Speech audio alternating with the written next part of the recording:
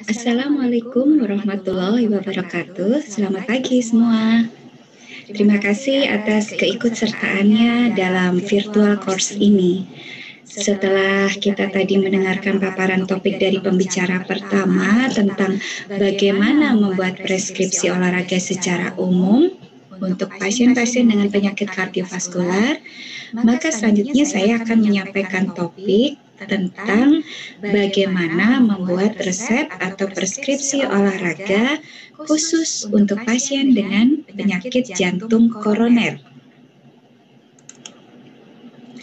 Jadi, judul materi yang akan saya sampaikan adalah Exercise Prescription for Patient with Coronary Artery Disease. Banyak alasan mengapa olahraga dapat melindungi individu dari berbagai penyakit jantung, termasuk penyakit jantung koroner.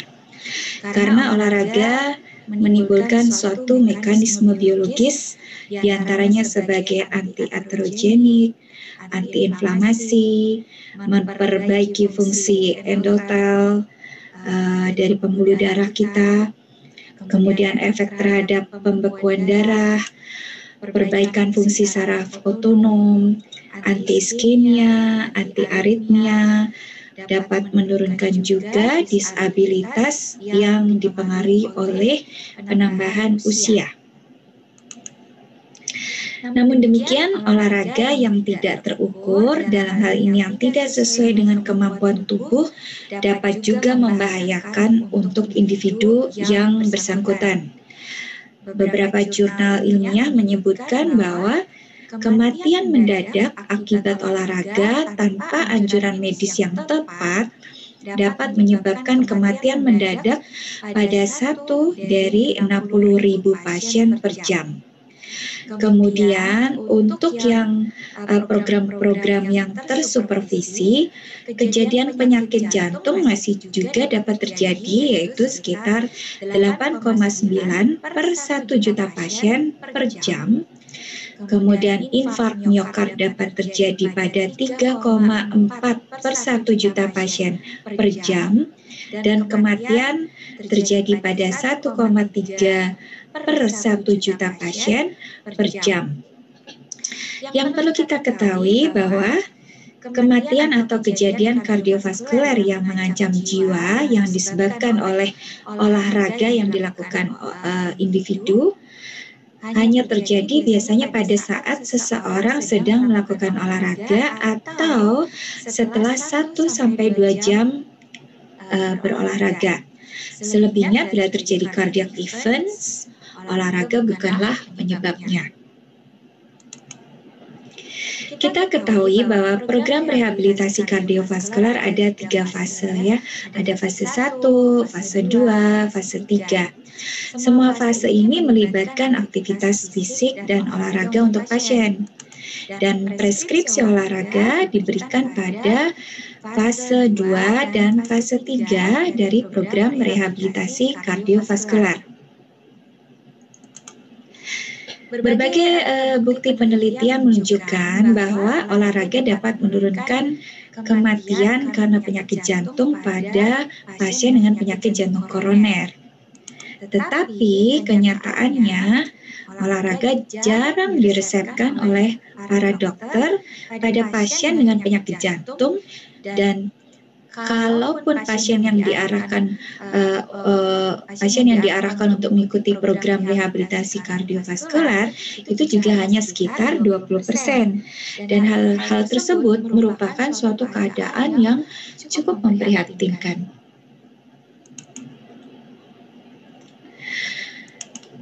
Prinsip yang harus dipegang saat kita memberikan resep olahraga untuk pasien dengan penyakit kardiovaskular adalah penilaian kondisi jantung dan pembuluh darah pasien, bagaimana penata laksanaan yang sudah dilakukan, dan kestabilan pasien.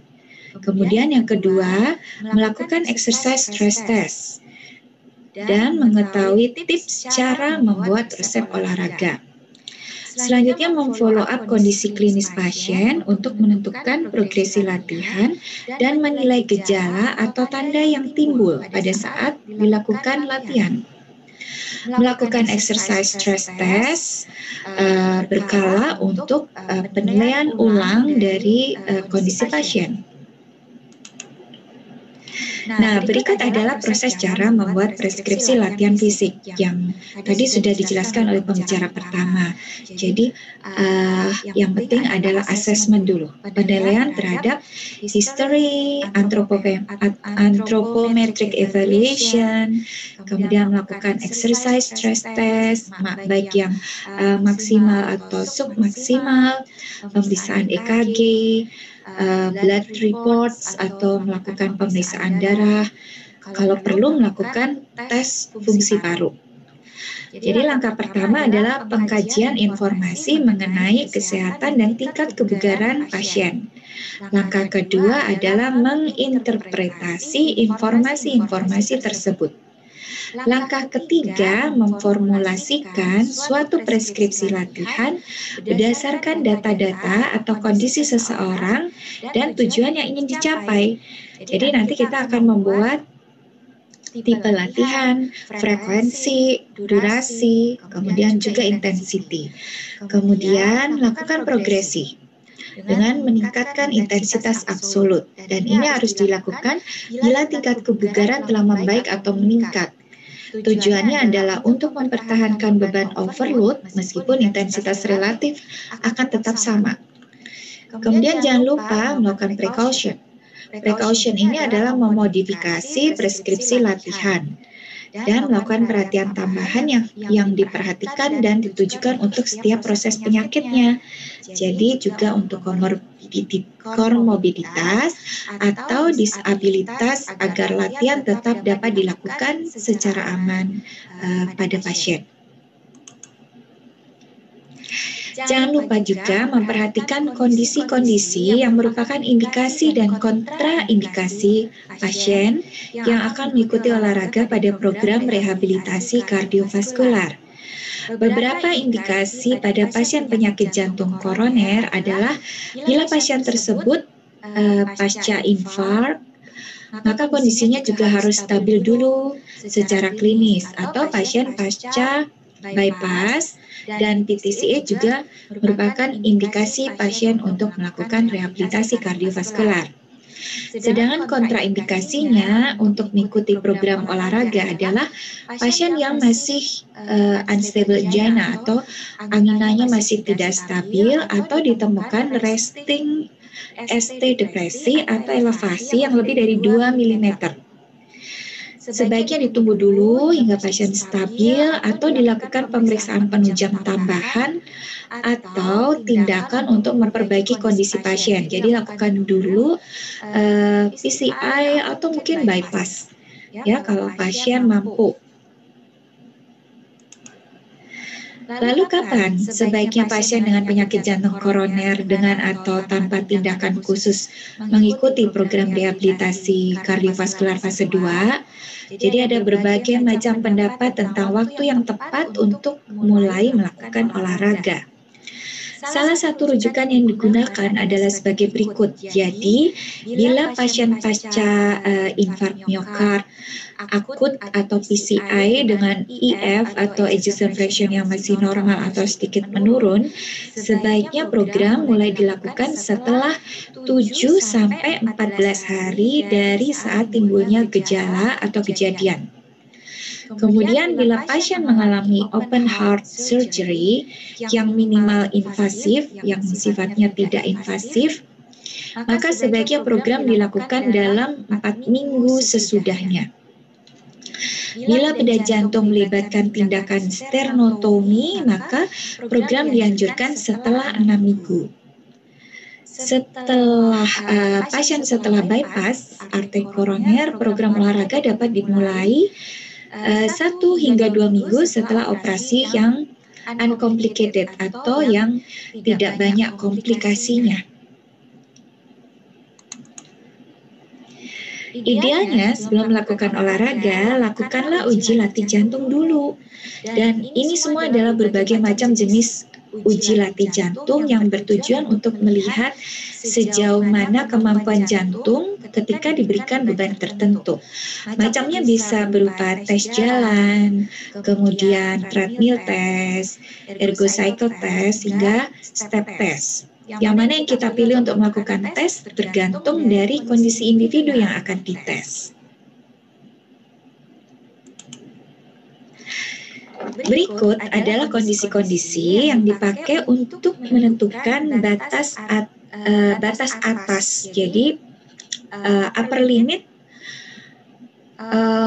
atas intensitas latihan. Jadi kalau kita akan menentukan intensitas latihan, ini adalah batas atasnya untuk menentukan. Jadi apa saja itu? Misalnya 1, onset timbulnya angina atau keluhan insufisiensi kardiovaskular. Ada keluhan-keluhan, itu adalah batas atas intensitas latihan fisik. Kemudian bila ada tekanan darah sistolik yang mengalami plateau atau tekanan darah sistolik itu turun lebih dari 10 mm Hg dari tekanan darah awal latihan pada posisi berdiri, atau terjadi kenaikan tekanan darah sistolik lebih dari 240 mm Hg, atau ada kenaikan tekanan darah diastolik yang lebih dari 110 mm Hg. Juga depresi segmen ST 1 mm yang sifatnya horizontal atau downsloping. Bila menggunakan pemeriksaan radionuklir, ditemukan atau terdapat disfungsi LV atau terdapat moderate to severe abnormalitas wall motion. Juga kalau ada frekuensi aritmia yang makin bertambah, terdapat gangguan EKG yang signifikan, misalnya SVT atau second atau third degree AV block. Gejala atau timbul gejala atau tanda lain saat melakukan latihan fisik. Jadi itu yang menjadi upper limit atau batas atas intensitas latihan. Itu yang digunakan sebagai batas. Saat kita memberikan program latihan fisik pada pasien dengan riwayat PJK, kita juga harus tahu stratifikasi risiko pasien tersebut. Tujuannya agar kita juga lebih prepare sejauh mana supervisi yang akan dilakukan dan juga sekaligus sebagai bahan edukasi yang bisa disampaikan kepada pasien. American Association of Cardiovascular and Pulmonary Rehabilitation membuat sebuah tabel stratifikasi risiko tersebut. Jadi, kapan seorang pasien dianggap berisiko rendah, berisiko sedang, atau berisiko tinggi ketika mengikuti program rehabilitasi kardiovaskular yang di dalamnya ada juga latihan fisik. Contoh, ketika pasien itu dalam risiko sedang. Risiko sedang, pasien biasanya memiliki kapasitas fungsional kurang dari 5 meds, atau kalau sudah dilakukan pemeriksaan ekokardiografi, ejection fraction-nya antara 40 sampai 49%. Jangan lupa untuk selalu membuat 4 komponen preskripsi latihan fisik, yaitu frekuensi, intensitas, waktu atau durasi, dan tipe latihan yang disingkat dengan FIT. Ya, jadi number of exercise session, intensity adalah maximum ability by VO2 reserve, durasi untuk setiap sesi, dan tipe latihan. Ini harus spesifik, ya, prinsipnya harus spesifik, dan nanti volumenya akan ditambah. Perlu diingat di sini adalah program olahraga yang menjadi fondasi program prevensi dan rehabilitasi kardiovaskuler adalah latihan fisik yang bersifat aerobik. dengan rekomendasi yang ada di sini, baik dari variabel atau variabel modenya atau tipenya, intensitasnya, frekuensinya, durasi, progresi, dan seterusnya. Dan progresi ini bersifat individualized, jadi tergantung dari adaptasi dan toleransi pasien. Latihan untuk meningkatkan kebugaran kardiorespirasi harus bersifat kontinu, ritmik, menggunakan kelompok otot besar, dan memakai jalur metabolisme aerobik. Contohnya adalah latihan seperti jalan kaki, jogging, berenang, mendayung. Ya, kalau misalnya nggak bisa mendayung di sungai, bisa ini ada alat rowing, ya namanya rowing equipment. Dia bisa dipakai seperti orang mendayung, dansa, dan sejenisnya. Tapi tetap menjaga, dan di sini semua adalah tetap menjaga prinsip spesifisitas. Frekuensi olahraga yang diikuti sebaiknya sih most days of the weeks. Misalnya 4-7 hari dalam seminggu. Pasien yang memiliki keterbatasan kapasitas latihan bisa melakukan multiple short session atau multiple short daily session. Misalnya 1-10 menit setiap harinya. Pasien juga tetap diberikan semangat untuk berani melakukan sesi latihan yang mandiri. Secara tradisional, intensitas yang dianjurkan untuk olahraga pada pasien dengan PJK itu berada pada intensitas sedang. Namun demikian, penelitian terbaru menyebutkan bahwa latihan fisik aerobik interval intensitas tinggi atau yang disingkat dengan HIIT juga memberikan manfaat kebugaran. Antara lain juga memberikan dampak vasodilatasi arteri koroner yang lebih baik dan meningkatkan antioksidan yang lebih baik dibandingkan intensitas sedang, dan juga terbukti aman untuk pasien dengan penyakit jantung koroner. Tapi tentunya kita tetap perlu ada pedoman tentang hal tersebut, ya, tentang HIIT tersebut. Nah, sambil menunggu keluarnya guideline tentang HIIT tersebut, sementara ya kita gunakan intensitas sedang untuk membuat preskripsi latihan. Jadi untuk persentase heart rate reserve, misalnya di sini pakai rentang persentase intensitas 40-59%. Jika menggunakan peak heart rate, maka rentang persentase adalah 45-59%. Dan jika menggunakan Borg scale atau skala Borg, maka pakailah skala 12-13. 12-13 itu apa? Skala 12-13 itu pada rentang somewhat hard. Somewhat hard itu sampai agak capek dari Borg RPE scale skala 6-20. Jadi ini adalah skala keluhan ketika pasien melakukan latihan fisik atau olahraga. Intensitas untuk inpatient atau saat pasien itu masih dirawat di rumah sakit bisa menggunakan juga tadi RPE tadi, ya, atau menggunakan laju jantung. Untuk post MI atau post myocardial infarct, latihan hingga heart rate-nya kurang dari atau sama dengan 120 kali per menit, atau menggunakan rumus heart rate resting ditambahkan 20 kali per menit. Nah, untuk pasien pasca operasi, ya, misalnya bypass, latihan bisa dilakukan hingga heart rate istirahat ditambahkan 30 kali per menit. Karena pasca operasi kan kadang pasien masih merasa nyeri, ya, sehingga heart rate-nya masih lebih cepat dibandingkan pasien yang tidak pasca operasi. Untuk intensitas latihan pasien yang sudah rawat jalan bisa sampai RPE-nya 16 atau hard, ya, ini merasa capek atau sampai keluhan lelah. Tapi tentunya semua dilakukan secara bertahap. dengan rentang persentase intensitas antara 40% hingga 80% ketika kita menggunakan Karpinen method atau heart rate reserve.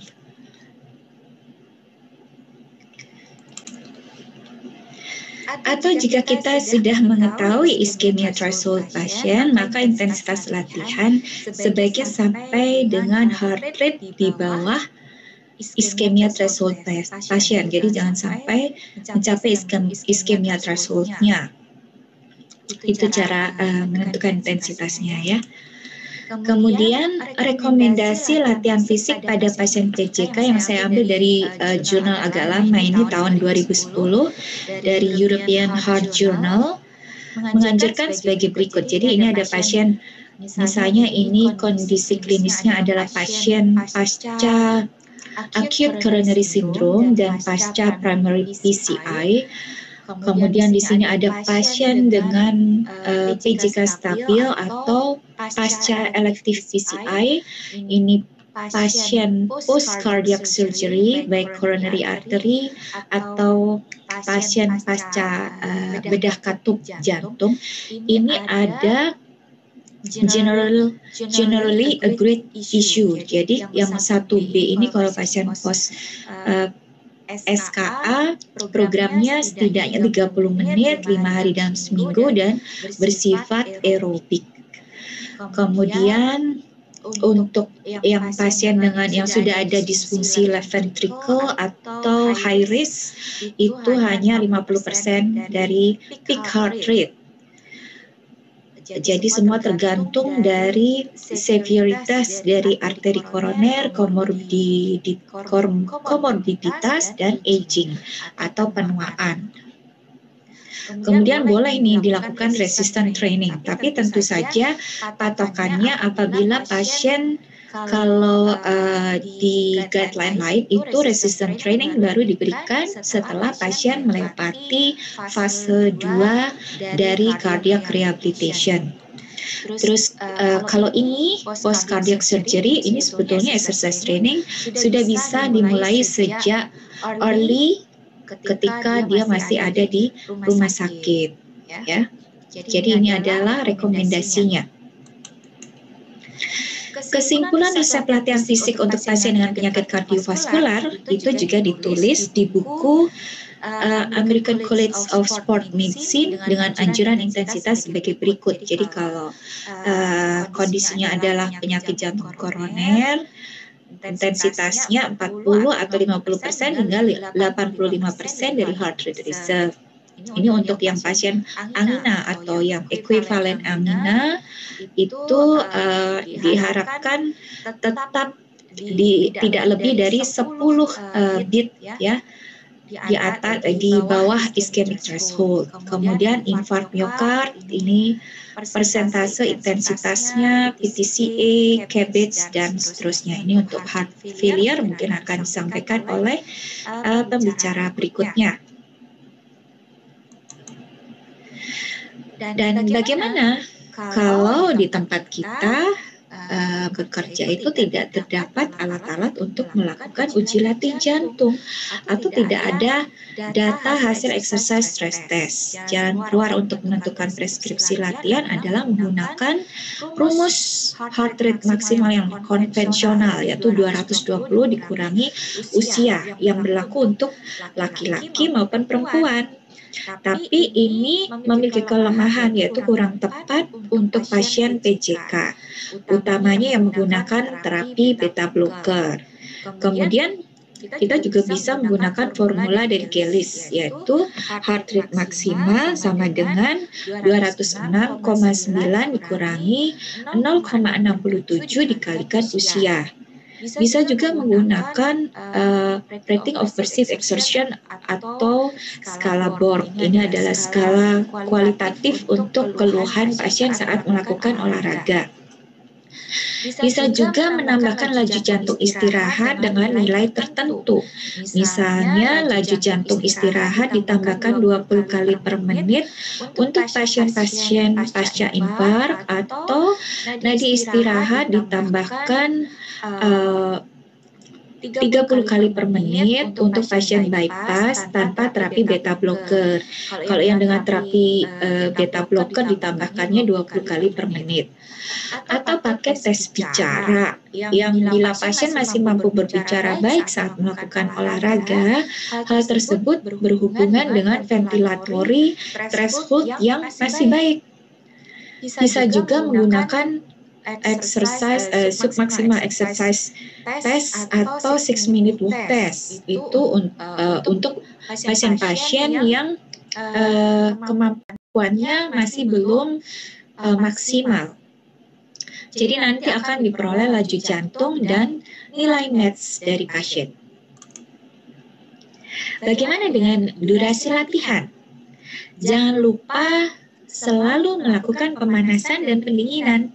Lakukan setidaknya 5-10 menit, termasuk yang di dalam pemanasan pendinginan itu adalah stretching, range of motion, yang sifat intensitasnya itu rendah, ya sekitar atau kurang dari 40% VO2 reserve. Goal untuk durasi latihan aerobik sebenarnya adalah 20-60 menit per sesinya. Kenapa nggak lebih dari 60 menit? Kalau lebih dari 60 menit, berbagai guideline untuk pasien dengan masalah kardiovaskular memang lebih harmful. Jadi tidak dianjurkan lebih dari 1 jam. Untuk pasien-pasien yang baru mengalami serangan jantung, mulailah dengan durasi pendek dulu, 5-10 menit per sesi, kemudian ditingkatkan bertahap 1 hingga 5 menit per sesi.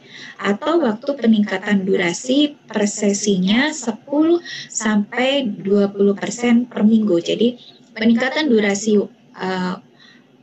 per sesi atau peningkatan waktu per sesinya itu 10-20% per minggu.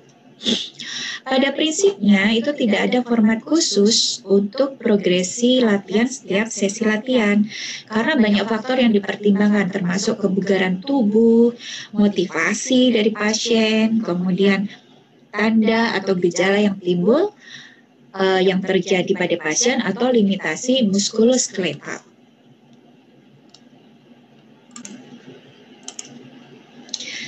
Nah, laju pertambahan latihan, program latihan itu tergantung dari kapasitas kebugaran, usia, kondisi kesehatan, toleransi latihan, dan tujuan program latihan seseorang itu untuk apa.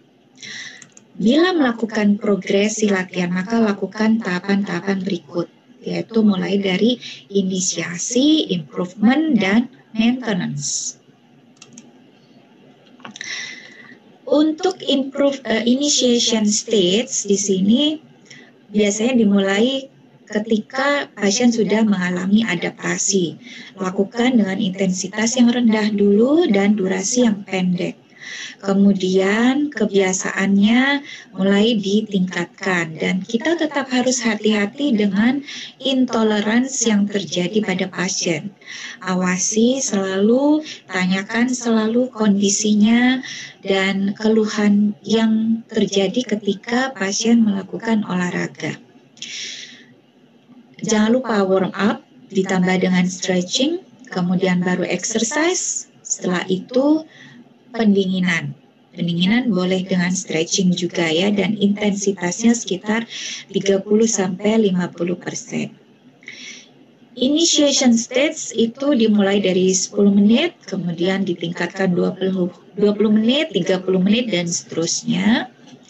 Kemudian dilakukan selama 4 minggu, baru nanti dinaikkan. Disebutkan dalam beberapa guideline dan tinjauan pustaka bahwa kalau latihan itu dilakukan kurang dari 20 menit itu belum memberikan fungsi atau memberikan manfaat berupa kebugaran. Jadi kebugaran itu baru bisa ditimbulkan setelah seseorang atau individu itu melakukan latihan selama 20 menit. Sedangkan improvement stage ini juga dilakukan secara gradual, ya. Kemudian dilihat kebugaran kardiorespirasinya gimana. Lakukan overload ya. Selalu kalau pasien itu sudah tidak ada keluhan, tidak mengatakan bahwa saya capek atau ada keluhan lain, lakukan peningkatan tapi dalam waktu yang small increment atau peningkatan yang sedikit-sedikit dulu di intensitas maupun durasinya untuk setiap minggu. Dan hati-hati tetap memperhatikan apakah ada overtraining. Overtraining di sini contohnya adalah ketidakmampuan untuk menyelesaikan sesi latihan. Kemudian pasien kehilangan motivasi, males-malesan. Ada peningkatan heart rate atau peningkatan heart rate yang tidak biasa. Ada keluhan nyeri-nyeri atau pegal-pegal pada pasien. Nah, itu tanda bahwa progresi yang kita lakukan atau tambahan latihan yang kita lakukan pada pasien itu terlalu cepat. Jadi memang harus dilakukan secara bertahap. Intensitasnya, peningkatan durasinya misalnya 5-10 menit per minggu. Kemudian peningkatan intensitasnya juga gradual 40% hingga 59%. Dan total volume peningkatannya maksimal adalah 10% per minggu. Dan tidak meningkatkan secara simultan, jadi memang harus bertahap. Diharapkan sih kapasitas aerobiknya meningkat, target peningkatan aerobik kapasitasnya adalah 10-30% dalam 6 bulan. Nah, ini untuk maintenance stage. Jadi, ada tahapan kita pasien-pasien itu dilakukan maintenance. Ini dalam jangka panjang agar kebugaran kardiorespirasinya tetap terjaga. Dan sebaiknya cross-training. Cross-training ini adalah diversifikasi atau variasi dari program yang kita lakukan. Misalnya, endurance training yang kita lakukan berenang, kemudian diganti jalan, kemudian diganti lari, kemudian diganti sepedahan. Jadi bolehlah kita lakukan cross-training agar pasien tidak bosan. Kemudian pasien harus merasakan semangat atau kebahagiaan ketika dilakukan latihan. Jadi ada enjoyment. Hati-hati terhadap overuse injury. Jadi misalnya pasien mengalami pegel-pegel, linu-linu. Jangan sampai pasien mengalami hal-hal yang tidak menyenangkan sehingga pasien juga akhirnya malas untuk latihan.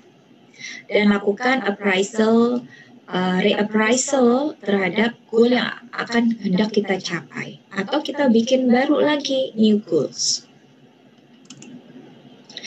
Hentikan latihan bila kita menemukan hal-hal sebagai berikut. Jadi misalnya tekanan darah diastolik lebih atau sama dengan 110 mm Hg.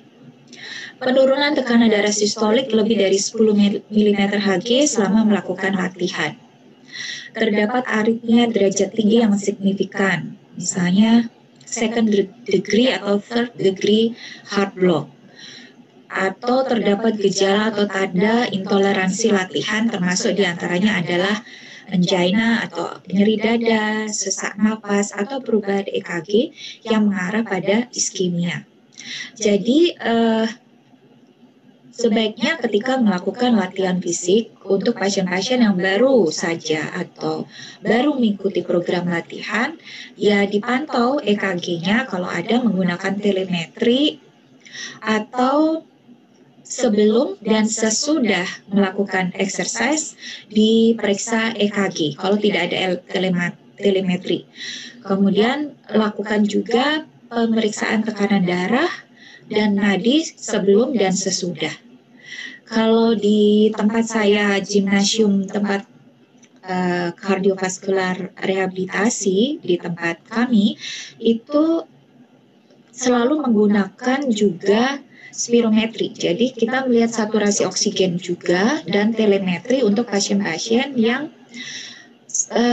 pertama kali melakukan olahraga setelah pasien mengalami deconditioning berupa misalnya serangan jantung atau pasien-pasien yang baru melakukan PCI atau operasi bypass.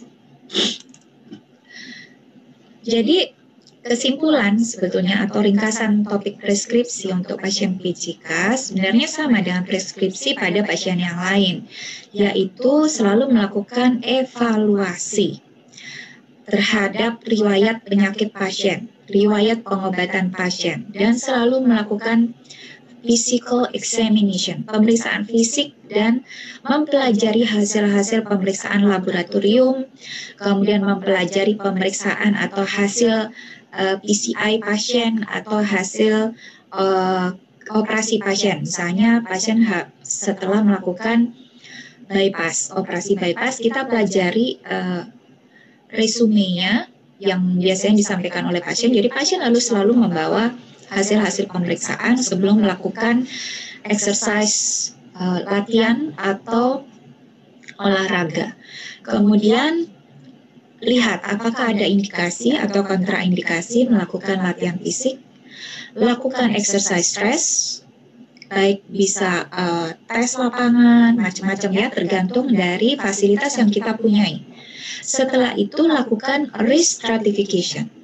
Apakah pasien ini masuk ke dalam faktor risiko rendah, sedang, atau tinggi? Dan ini harus selalu disampaikan kepada yang mensupervisi, misalnya itu adalah dokter umum misalnya, atau fisioterapisnya, atau trainernya, atau dokter kardiologisnya. Jadi sampaikan risiko ini supaya kita lebih aware, kita lebih waspada terhadap pasien tersebut. Tapi pada prinsipnya semua pasien tetap harus kita waspadai ya, karena serangan jantung itu bisa terjadi kapan saja tanpa kita ketahui kapan akan terjadinya. Kemudian lakukan exercise prescription, baru membuat preskripsi latihan. Tentukan frekuensinya, intensitasnya, tipenya, waktunya. Jadi kalau membuat prescription untuk pasien dengan penyakit jantung koroner, tentukan dulu tipenya. Anjurannya adalah tipenya adalah latihan berupa latihan fisik aerobik. Kemudian baru setelah itu lakukan evaluasi post exercise. Jadi lakukan evaluasi sebelum kita melakukan progresi pada pasien untuk latihannya. Nah, demikian presentasi virtual course untuk bagaimana cara membuat resep latihan pada pasien dengan penyakit jantung koroner. Terima kasih atas perhatiannya. Semoga bermanfaat. Wassalamualaikum warahmatullahi wabarakatuh.